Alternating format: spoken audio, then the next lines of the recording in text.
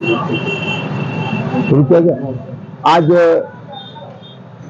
लोकसभा चुनाव के संबंध में आज हम लोग करीब एक 15 दिन 20 दिन से पूरे लोकसभा आजमगढ़ का दौरा करने के बाद सुबह भारतीय जनता पार्टी ने हर नेता को, कार्यकर्ता को एक गांव दिया था कि आप उसमें प्रवास करेंगे। तो मुझको रसूलपुर गांव दिया गया था। मैं वहां जनसंपर्क किया हूं। जनसंपर्क करने के बाद सोचा हूं कि आज अपने मित्रों से, प्रेस के साथियों से बात की जाए और उनको भी अवगत कराया जाए कि पूरे लोकसभा में भारतीय जनता पार्टी की एक लहर चल रही है। इसी के संबंध में हम लोगों ने आज आप लोगों से खूब लाने का कष्ट किया है। आप लोग आए, बहुत धन्यवाद।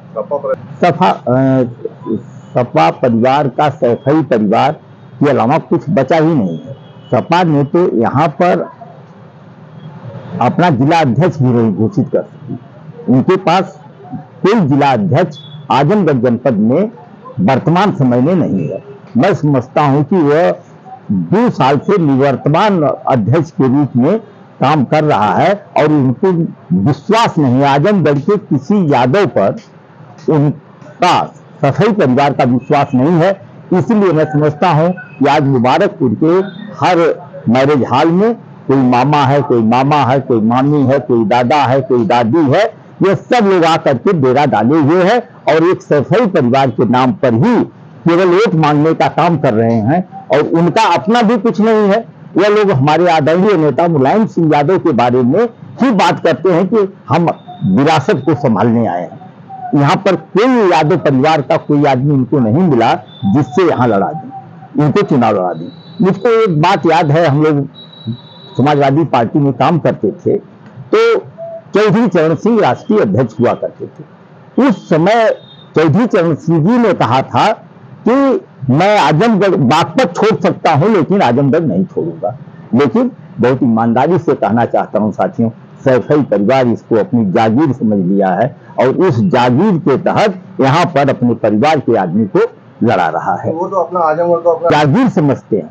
रिश्ता रहता तो मैं यहाँ अध्यक्ष उनको नहीं घोषित कर पा रहे हैं, उनके पास कोई यादव नहीं है। मैं दूसरी बात यहाँ आपके लोगों के माध्यम से कहना चाहता हूं कि पूरे आजमगढ़ में यादव 50% से ज्यादा वोट आज भारतीय जनता पार्टी को देने जा रहा है। आपको भरोसा नहीं होगा। बहुत बड़ा दावा कर रहे थे। बहुत बड़ा दावा कर रहा हूं और अगर आप उस दिन रहते मेरे सम्मेलन में तो आपको दिखाई नहीं पड़ता कि वह यादव आकर खड़े थे। अगर आप फोटो उठा के देख लेंगे तो 50% से ज्यादा वोट आजमगढ़ में यादव असेंबली आज कर रही है भारतीय जनता पार्टी को वोट।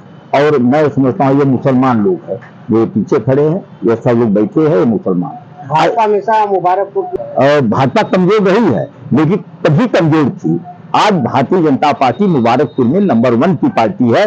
4 तारीख को गिनती होगी, आप देख लीजिएगा कि मुबारकपुर में भारतीय जनता पार्टी सबसे बड़ी पार्टी बनकर उभरेगी और हम समाजवादी पार्टी से काफी आगे निकल जाएंगे, यह विश्वास के साथ। समाजवादी पार्टी अपने न लोकतंत्र खतरे में, न संविधान खतरे में।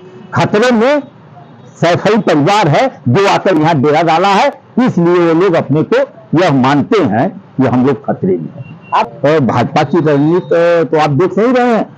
आज आप भाजपा में यह मुसलमान हमारे साथ खड़ा है, यादव आज खड़ा है, सभी जितने लोग हैं सब लोग उनके साथ खड़े हैं। आप भरोसे के साथ मैं कह रहा हूं। अब मैंने उस दिन साबित किया, जो हम लोग सम्मेलन किए थे यादव और मुसलमान के नाम पर, ये उसमें भारतीय जनता पार्टी के किसी आदमी को हम लोग नहीं बुलाए थे और यह मैं समझता हूं कि हजारों लोगों की भीड़ थी। और लोग देखे भी, हम लोगों के विपक्षी जरूर देखे। इसलिए मैं फिर कह रहा हूं कि 50% से ज्यादा यादव वोट आज आजमगढ़ जनपद में भारतीय जनता पार्टी को देने जा रहा है। मैं यही बहुत विश्वास के साथ इस बात को आपके सामने कह रहा हूं। आजमगढ़ को उन्होंने जिला अध्यक्ष नहीं दे सका, मैं तो एक लाइन में पहले कह दिया, आजमगढ़ को समाजवादी पार्टी ने कोई परमानेंट अध्यक्ष नहीं दे सका। निवर्तमान अध्यक्ष ये 2 साल से काम चला रहे हैं, और आप जानते ही हैं, आप चैनल वाले हैं, हवलदार यादव कितने दिन से निवर्तमान अध्यक्ष है।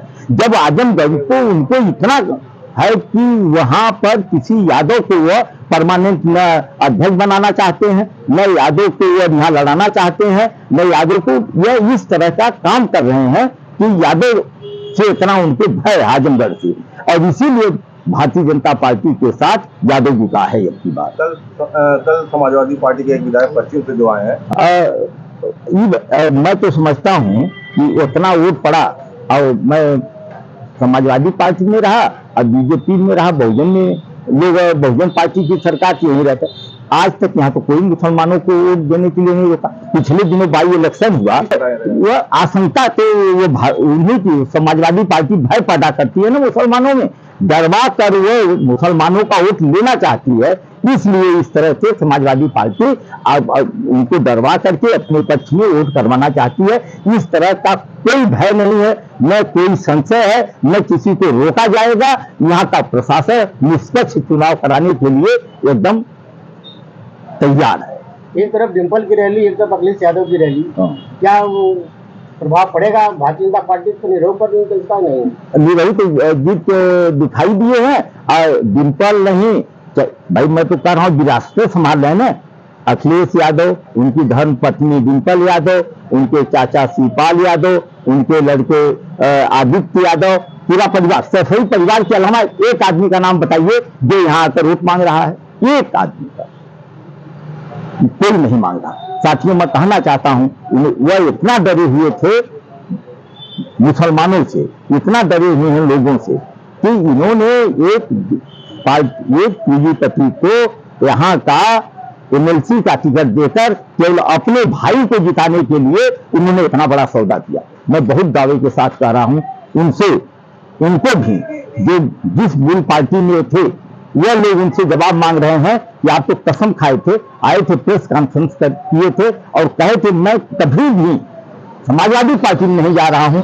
चंद सीट के लिए उन्होंने समाजवादी पार्टी को स्वीकार कर लिया। मुबारकपुर विधानसभा की बात करें तो गुड्डू जमाली और अखिलेश कौन टक्कर थे? दोनों लोग लड़ते थे तो 80,000 पाई थी समाजवादी पार्टी।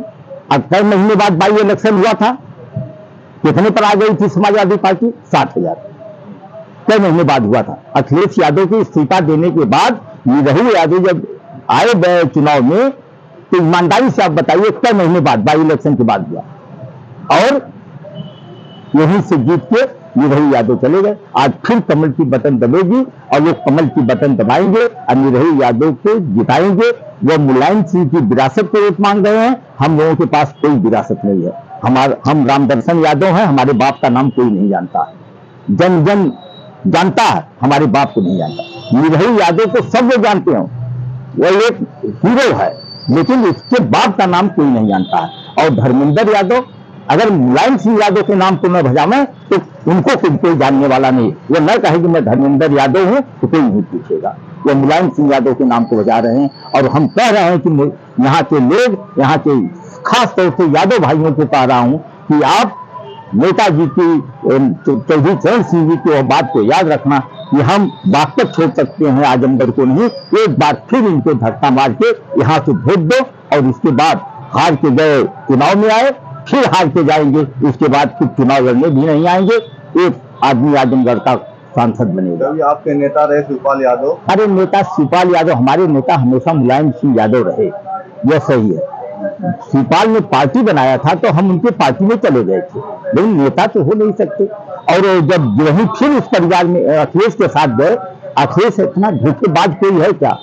मैं जानता हूं अखिलेश यादव को, अखिलेश इतना धोखा कोई नहीं दे सकता। अखिलेश यादव जितने झूठ बोलते हैं वो कोई नहीं कर सकता। अखिलेश की बात मत करिए, वह हमेशा इस तरह की बातें किया करते हैं, वह धोखेबाज हैं। अगर अखिलेश यादव को ईमानदारी से हो, मैं कहना चाहता हूं, एक सवाल मैं उसको परिवार से नहीं जोड़ना चाहता था।